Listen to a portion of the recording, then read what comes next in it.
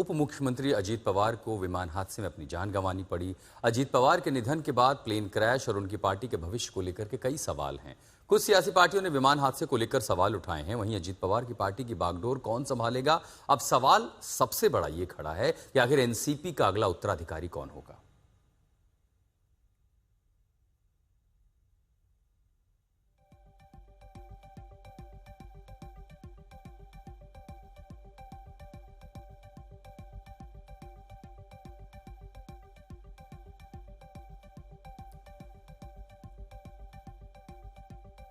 जिस प्लेन हादसे में ये देखिए कई सारे सीसीटीवी कैमरे जब सामने देखिए, ये वो तस्वीर है और इसी में ये दिखाई पड़ा कि कैसे जो प्लेन है वो अचानक नियंत्रण खो बैठा, क्योंकि लैंडिंग की स्थिति में उसके टेल जो विंग्स हैं वो किस दिशा में होने चाहिए। और लैंडिंग के समय इन तस्वीरों में जब दिखा है तो प्लेन अपनी जगह पे टेढ़ा सा महसूस हो रहा है, यानी ऐसा लग रहा है कि इसे फ्री फॉल हो रहा है। हादसे में विदीप जाधव जो कि उनके पीएसओ थे, सालों से अजीत पवार के पीएसओ रहे, उनका निधन हो गया।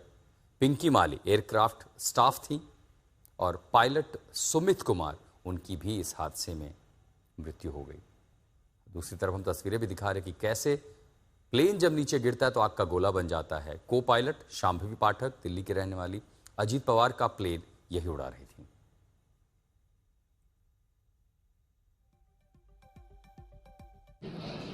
ऐसा रास्ता नाही हा निवड अपघात आहे। त्याच्या यातना महाराष्ट्राला आम्हा सगळ्यांना सतत रस्ता उभा करून इथं रास्ता आणू नये एवढं सांगायचं। इस उम्र में जब अभी उसका कार्यकाल चल रहा था, अभी हमको उसको मुख्यमंत्री देखना था, मुझे तो भी देखना था कम से कम। और मैंने कहा था कि अजित अब तुम मुख्यमंत्री बनोगे तभी मैं मिलूंगी, त्यामुळे मी भेटले नाही त्यांना, उनको नहीं मिली मैं, आखिरी का मिलना भी नहीं हुआ। और नियर भविष्य में तो ऐसा नेता मुझे दिखता नहीं है कहीं। बहुत बड़े नेता थे, डिप्टी सीएम कई बार रहे वो, और महाराष्ट्र के बहुत लोकप्रिय नेता रहे। और अगर ऐसी घटना हो जाए, और आज के समय पे जहां हम इतने जागरूक हैं, टेक्नोलॉजी को इतना समझते हैं चीज़ें, तो उन्होंने ठीक ही मांग की होगी, क्योंकि वीआईपी के साथ इस तरह की घटना न हो। तो एक बार को ये बात तो साफ होनी चाहिए कि आखिरकार ये घटनाएं क्यों हुई। पूर्व में भी कई हमारे वीआईपी इसी तरह उनकी जान गई है। तो आखिरकार ऐसी जांच हो जिससे निष्पक्ष पता लगे कि आखिरकार घटना किस वजह से हुई। जांच तो होना चाहिए, क्योंकि ऐसा एक्सीडेंट हुआ है जो अननेचुरल है, ऐसा हर जगह होना। एक तरफ तो बड़े बड़े जहाज भी, अहमदाबाद के भी बहुत बड़ा एक्सीडेंट, ये तो जो प्लेन था, छोटा प्लेन, वहाँ पर ऐसा हुआ क्यों, इसकी जांच तो होना ही चाहिए। सवेरे मुझे मैसेज मिला कि ऐसी ऐसी घटना हुई, तो मुझे कानों पे यकीन नहीं हुआ। मैं टीवी चैनल लगाया और जैसी जो चैनल स्टार्ट हुआ, चैनल में इस बात की पुष्टि हो गई कि प्लेन क्रैश हुआ और अजीत पवार हमारे बीच में नहीं रहे। एकदम शॉकिंग न्यूज़ लगी है, दिल दुखने का काम हुआ है। आज ऐसा लगता है पवार परिवार में ही कोई गुजरा, ऐसा नहीं, महाराष्ट्र के हर परिवार में कोई ना कोई हमको छोड़ चुका है, ऐसा पूरे महाराष्ट्र के अंदर माहौल है। मैंने काफ़ी समय उनके साथ बिताया, मैं आमदार था और बजट सबसे ज़्यादा पेश उन्होंने किया है। सबसे ज़्यादा कार्यकाल उनका उप मुख्यमंत्री का था। हम कभी कभी लॉबी में बैठते तो मजाक करते थे, वो यार मैं कब तक मुख्यमंत्री रहूँ, उप मुख्यमंत्री रहेगा, मुझे भी मुख्यमंत्री करो। आज वो वेदनाएं होती, उनकी वो बातें आज याद आती है कि उनके दिल में जो बात थी अधूरी रह गई और वो हम सबको छोड़ चुके। मैं उनके परिवार को इस हादसे से उभरने की प्रार्थना ईश्वर से करता हूँ।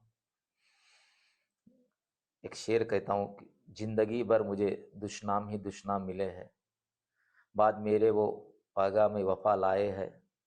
जब ओढ़ ली मैंने अपने आप को धरती की चादर से, तब लोग मेरे लिए काबा का फूल ले आए। Message of Ajit Pawar, deputy chief minister, he died today morning in a plane crash. I'm really shocked to see the news There is no safety and security of the people of this country. Even the political leaders, I do not know what is the fate of the opposition political parties, but he was very much with the ruling party. But before few days ago, I came to know that from social network that somebody from other party, they gave a statement that Ajit Pawar is willing to leave the BJP. And now what happened today, I need proper investigation under the supervision of Supreme Court. Only we have the trust on Supreme Court, no other agency.